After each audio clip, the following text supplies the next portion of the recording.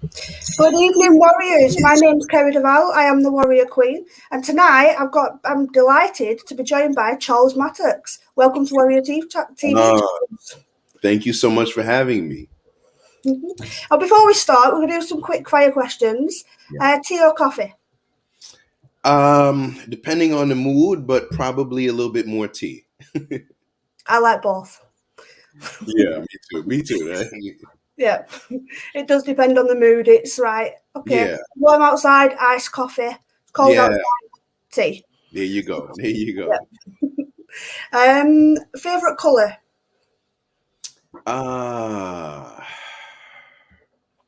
Probably black. Mm-hmm. Seeing as it's autumn, Halloween or Christmas? Neither. How come? Just my preference. You know. Fair enough. Yeah. Fair enough. We won't go any further. Pineapple belong on pizza? No. See, I disagree. I love my pineapple on pizza. And I'm going to ask, UK or America? America. Thought you'd say that. Okay. Now, obviously, a lot of things to see in America, you know. Yeah, I'd love to come to America and see lots of things and drive down. Is it Route 66? Yeah, there you go. A lot of things to see in America. Whereas UK for me is pretty much you know, I don't know, you know. I love it there. I got a lot of, you know, obviously my family's also from there and lives there, but definitely America. Yeah. Okay. So obviously, before we start, there's one thing I do want to ask you on. You have a pretty amazing claim to fame. It's in your bio. So do you want to tell us a little bit about your uncle? Yeah, that's my mother's brother, Bob Marley, and yeah, you know, I don't know if it's a claim to fame per se, because I think I've done a good job of kind of marking my own territory and creating my own lane. I think for me personally, it's been a great inspiration from the time I was young. So I kind of knew, you know, I wanted to do something special and knew that I had some blood in me that could allow me to do something special. And also I kind of knew that, you know, knowing my uncle, um, and I wouldn't say I knew him thoroughly. I met him twice before he passed, but the person that he was, I knew he'd probably be proud knowing that I was able to get this far without having to use that name, you know. Yeah, I think he would be. Yeah. I mean, obviously, that he is an amazing person, and Yeah. I love his songs. Yeah. My partner's mentioned One Love. That fair enough. We're not here to sing, Adam. We're here to talk about mental health. Right. So your uncle aside, amazing uncle, shall I add? Yeah. I want to talk about getting diagnosed with type 2 diabetes. What did that feel like? What mindset was you in when you got told that? Yeah, you know, I was actually terrified. I mean, because I had knew nothing about it. And let's face it, anytime somebody's getting diagnosed with something, it's never a good sign, right? And you know, when you think you're fit and healthy, and I never thought about ever getting a disease, never. And so when this came, it was shocking. And I think how it came to as well, because like I said, if the backstory is I was literally just urinating a little bit over the weekend and thought I would go to a little local clinic, and I don't know what I thought I was really going to go in there and get, maybe some antibiotics or something, maybe I had a kidney infection or whatever, and came back out after a finger test and said, do you have, you know, a family history of diabetes? And I was just like, diabetes? And then he said, well, yeah, I could put you on medication. And I was like thinking to myself, no, I'm not, I don't need no medication. You know, I'm going to go follow up with my doctor. So it was really terrifying because I didn't know if, you know, what did that mean? Am I going to die? Am I, you know, how bad off am I? What was the next step? So it was definitely a scary feeling. Yeah. So is it just that you were urinating a bit more that made you want to go to the clinic and be tested? Yeah, to be honest, there were no other no other complications or issues, and it could have easily passed away. I mean, maybe I was drinking a little bit, maybe I had, some sugary stuff. I don't know. I mean, thank goodness that I actually said, let me check this out. And I don't think it was like a ton of, like, I'm in the bathroom like every 3 minutes, but it for me, maybe it was just, a little bit more than usual. So, thank goodness I did, because there's a lot of people who actually end up in the hospital and in a serious condition because they didn't know they had type 2 diabetes. Yeah. So obviously, getting diagnosed with type 2 diabetes, I believe is that insulin injections or tablets? It depends on where you're at. It can be, start off in tablets, and it can progress to being insulin dependent, where you do have to inject yourself. A lot of times people start off with so-called pre-diabetes, but that's kind of like being a little bit pregnant. So, it can start off with tablets. It could start off, depending on who you go to, it could start off with the doctor saying, hey, listen, I want you to do this, this, and this, and come back and see me in 3 months, and we'll do some more tests and see where you're at. Yeah. Yeah. So obviously, being diagnosed with type 2, you went on to do the Diabetic You. So can you tell us a bit more about that? Yeah, the Diabetic You was right when I was diagnosed, and I kind of felt like, you know what, I wanted to be an advocate. I wanted to share my story because it terrified me that this is how I was diagnosed. And I thought, well, how many other people were diagnosed like this? And what did the average person do when the doctor said, take this medication and here you go. So I initially thought, hey, you know what, I'm just gonna pull this little show together and put it on some little local TV station, and that literally was my goal. It wasn't anything, you know, where it's grown into what it is now. It was just a little thing, you know what I'm saying?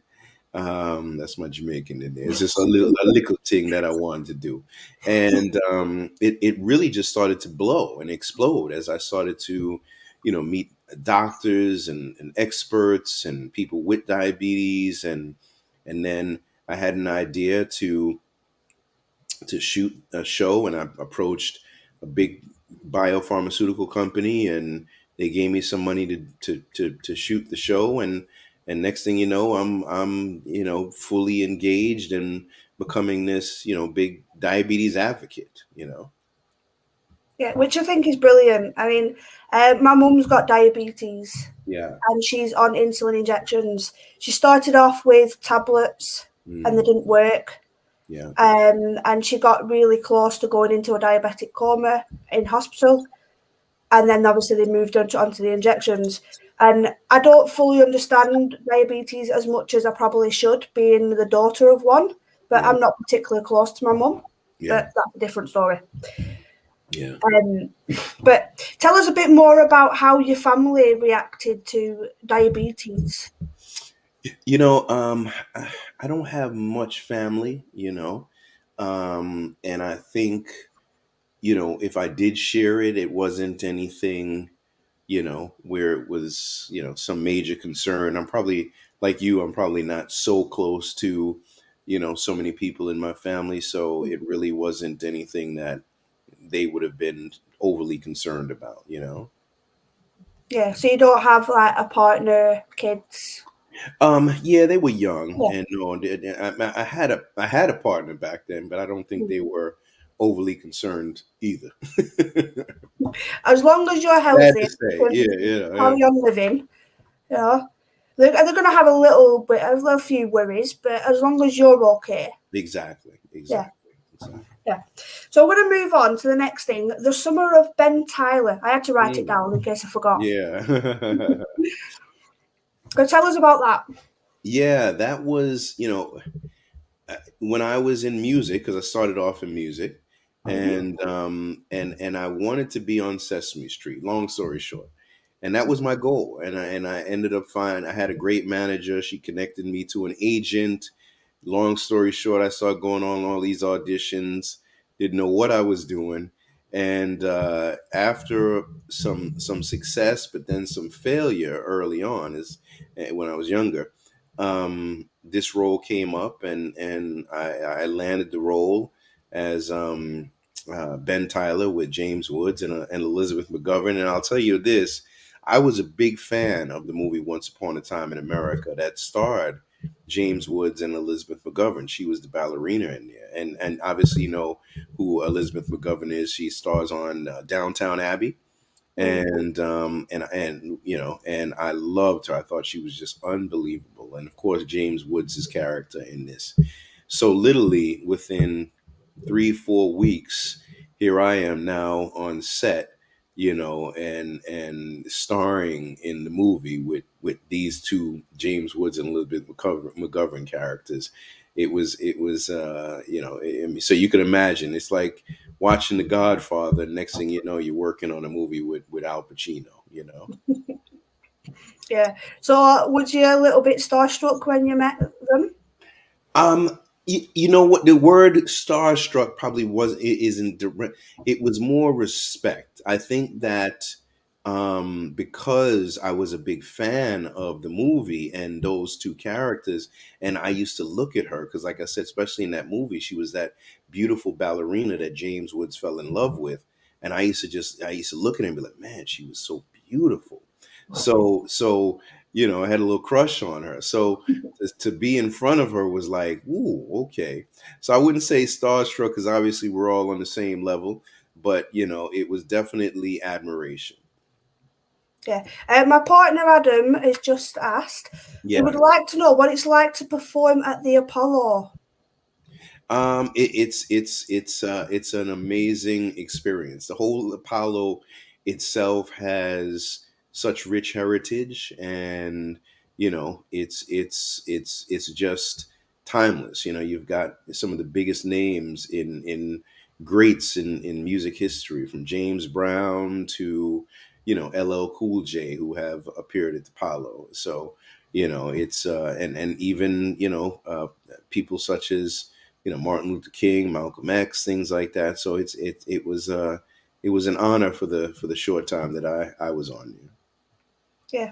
So on that list of all those greats, you can now add your name. Ah, thank you, thank you, Karen. Thank you.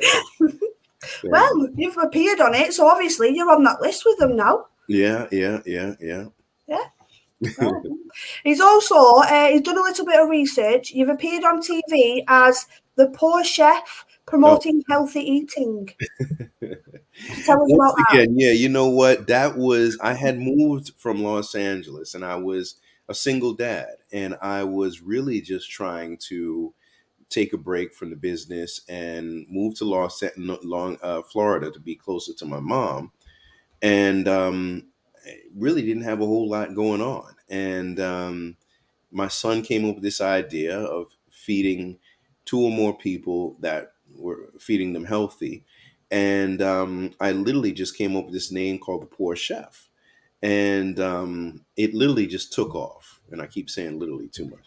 It took off, and next thing you know, it led to cookbooks and sauces and spice lines and you name it. And I think I just didn't know that, you know, it couldn't be done. So I just did it, and that's kind of how it kind of, you know, morphed into where I'm at now.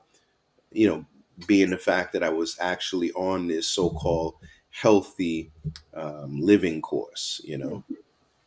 Yeah. So with your healthy eating, was Yeah. it your mum that got you into cooking?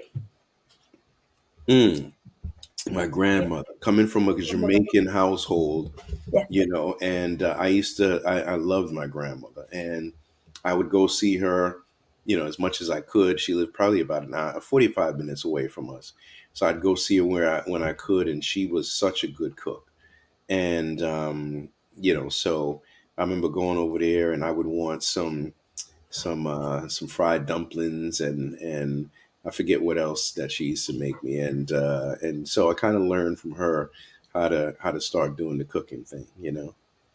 Yeah. So obviously in your cookbooks, do you include a lot of Jamaican dishes? We have some. We have some. I think that in what I did in the past, and where I'm at now is two different places. What I didn't know about keto, I didn't know about low carb, I didn't know about fasting and certain things like that. So what we were trying to do back then, obviously one of my books is published with the American Diabetes Association, is kind of limit the carbs, limit the starch, limit the sugars, and kind of adapt recipes from what we already eat, right? Because if you're Jamaican, you don't want to walk away totally from eating Jamaican food, right? Because people are going to revert back to what they know.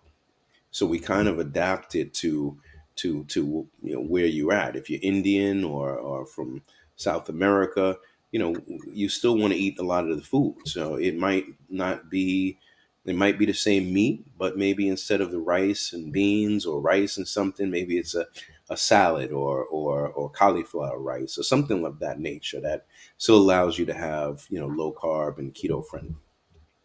Yeah. So where can we find your cookbooks? Because my partner's interested. That's awesome. Yeah, you can go on Amazon. I mean, they're right on Amazon and could be to you within days. Yeah, or tomorrow. That's how fast Yeah. Amazon can get to us. Oh man, I think so. I think so. I love Amazon. Yeah, I'm me too. uh, Me too. look at my bank statement. Amazon, Amazon, Amazon. Oops. I get it. I get it. Yes, that's a nice. So Jeff Bezos is watching. We're big fans. He won't be watching this. He's spending his money on rockets. True. True. Obviously, another thing that I've noticed in your bio was you produce something called Reversed, which is a docu-series Yeah. on Discovery Life. Tell Yeah. us about that. Yeah, and Reverse season 2 is actually airing right now on Glued TV. It will be on Cox TV nationwide in November, and also airing on my own network that we just launched called Your Health Network, which is yourhealthnetwork.com. And what we did was I created that to be able to educate people on type 2 diabetes, but it was a brain thought of putting them all in one place, in one beautiful place, and bringing in the experts to be able to educate them, um, all in one location. And if we had the best of the best in diabetes, they wouldn't have to try to sort out going to this doctor or this expert. That they could literally sit and be educated, and for the public viewing it, that they could be educated but also entertained, and doing it in a way that was able to reach them right near the comfort of their own homes, that they didn't have to leave to go get educated. Because a lot of people, I didn't know about what a diabetes educator is. I've never really sat with a diabetes educator. I've never really sat with a dietitian or a nutritionist or an endocrinologist and things like that. And those are a lot of the people that people with diabetes have to see. That's why, a lot of people just get on medication, and they don't really go past that. They may get some education from something that maybe their insurance pushed, or a hospital pushed, or something like that, but it's not in depth. So we created this series to save lives, and it's a beautiful series that we bring in 4 to 5 people with diabetes. We bring in nutritionists, dietitians, experts, doctors, and so on and so forth. And we bring the first season we shot in Jamaica. This last season we just shot in Costa Rica.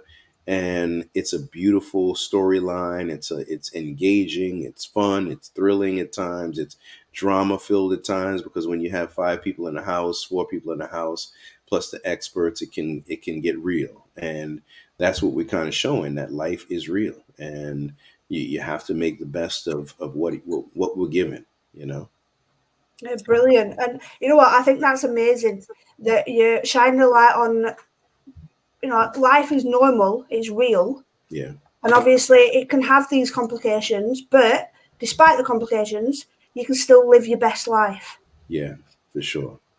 For Yeah. sure.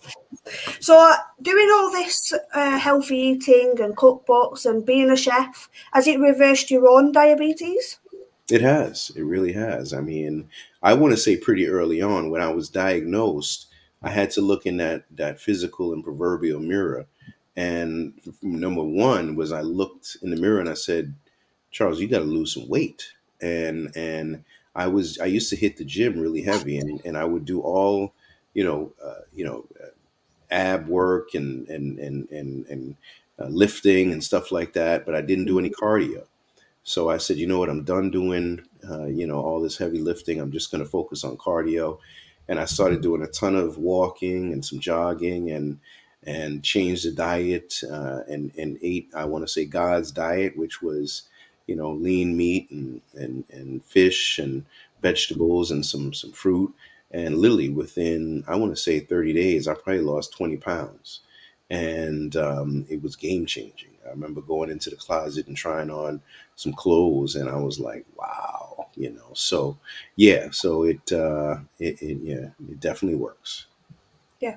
So as a chef, is there a favorite dish that you like to have?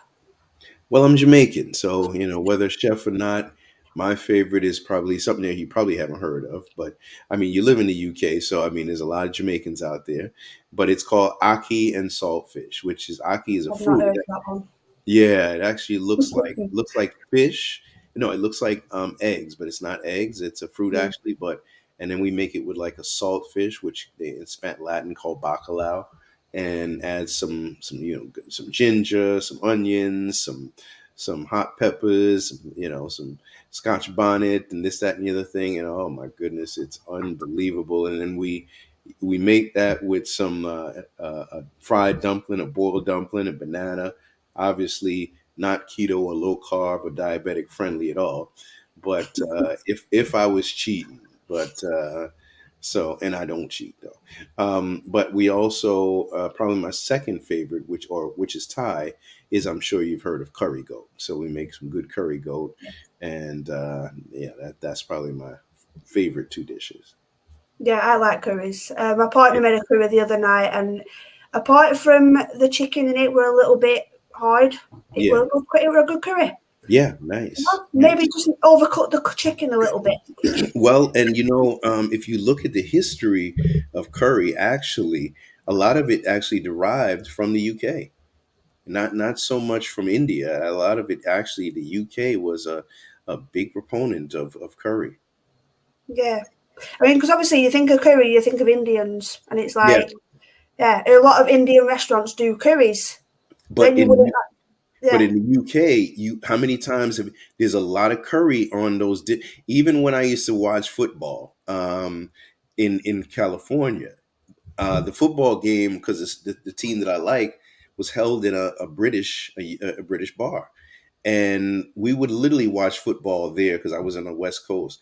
We'd be there at 7 o'clock. Was it? No, it was probably 10 o'clock in the morning, which was 1 o'clock in the West Coast. And at 10 o'clock in the morning, and we'd get there, of course, a little early. We'd probably get there about 9:30. And at 9:30 in the morning, those British folks were just wrapping up watching soccer. They were steady drunk. You know what I'm saying? Because remember, it's 10. They're watching soccer at 9 something at 9 o'clock in the morning, and they were feeling their drinks and having their bangers and mash and on those menus you will see curry on those menus in the British bars. yeah. I'm gonna bring this up because obviously in Britain it isn't soccer, it's football, Oh yeah, and no, America. yeah, no. I was watching football, Yeah, but they had in the bar. So initially they would play the soccer, and then at 10 o'clock football would come on. yeah, yeah. Because obviously American football to us is rugby, Exactly, so exactly. it's a little bit. Like, what are you actually talking about? Are you talking about football or are you talking about rugby? Yeah, no, yeah, yeah. We're talking about American football now. Yeah, yeah. Yeah, that's why I love talking to America because it's like, no, it's called rugby. It's Yeah, called football, not soccer. yeah, yeah, yeah, exactly. Well, remember in Jamaica they say the same thing. It's called football, but you know, Yeah, soccer. you think of Jamaica and you think Jamaican bobsled team, Cool Yeah, Runnings. yep, I love yep, that film. yep. I do. I love that film. Oh yeah, oh yeah. It never gets old. No, it doesn't. No. So obviously, what's next for you? We're working on a few projects. We just getting ready to do a new health wellness summit in Atlanta on February 12th, and working on a show called Reverse the Church. It's kind of like Flip My House or American Idol meets wellness and of a church trying to change the health of those in a church. Working on another documentary called Black Cult and the new network that we have, which is called Your Health Network. So we're busy. You know what I mean? We're trying to get it all done.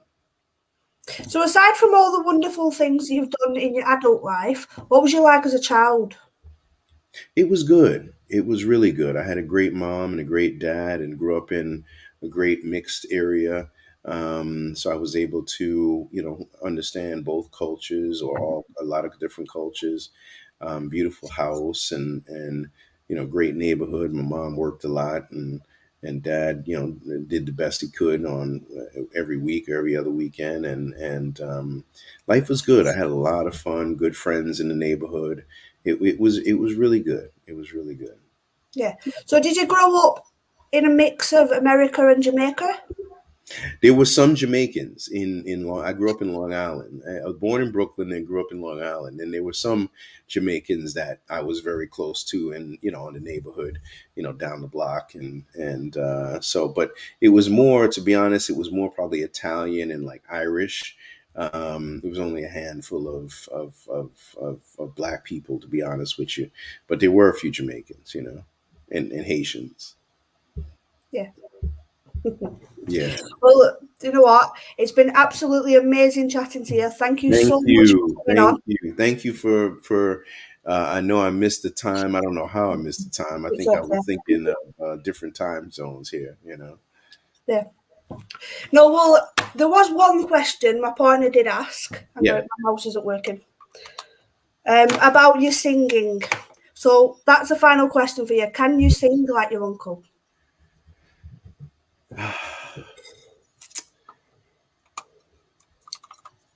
Old pirate, yes, the rabbi sold I to the merchant ships.